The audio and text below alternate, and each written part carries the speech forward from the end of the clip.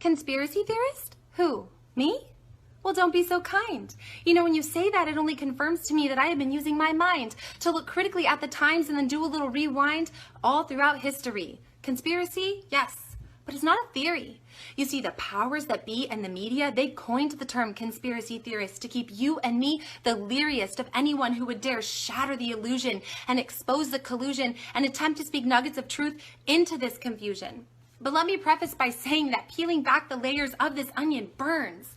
It will make your eyes sting and water, and you could decide to just not bother, and that's your choice. But as for me, I have come across some information and I have felt no justification not to use my voice. So let me break this down. I'm going to take you back, all the way back, to Genesis. Remember this? The first conspiracy in the Garden of Bliss. Satan, dressed as a snake, tricked Eve, and that fruit she ate. Adam, too. Tricked into thinking they could have a knowledge that only God can have. Tricked into thinking they could become an enlightened woman and man. And it is from that line of thinking that the secret societies and Illuminati started this schism. At the core of it, they worship Satan and practice Gnosticism, salvation through knowledge versus salvation through Christ. And you're thinking, okay, right, well, that's just Genesis. And I'm saying, yes, exactly this. It's been going on since way back when that elite groups plotted their next move in real life chess. And we're somewhere in the middle and we know how this ends. But while we're there, we have to deal with this mess. I digress. Have you heard of Kabbalah? That practice isn't gone, just ask Madonna. Then born of French knights came the Knights Templar, protecting the pilgrims traveling to the Crusades from afar. You would know them by their red cross and shield, and so much power did they yield.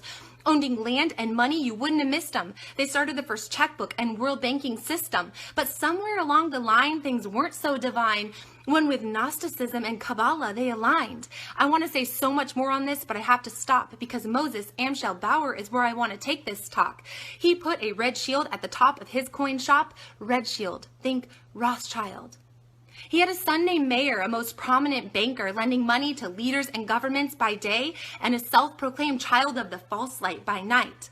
His goal was to rule the world, and through his 5 sons, they hurled this power grab at world domination into a never-ending abomination, and to this day, and dare I say it, in this nation, the Rothschild family maintain operation. You see, Illuminati-inspired secret societies have existed all the way unto today, but you have to depart from your elementary school history book page and dig.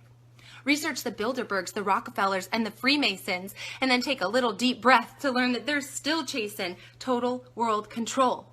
It makes sense with all the agendas and the goals of the NWO.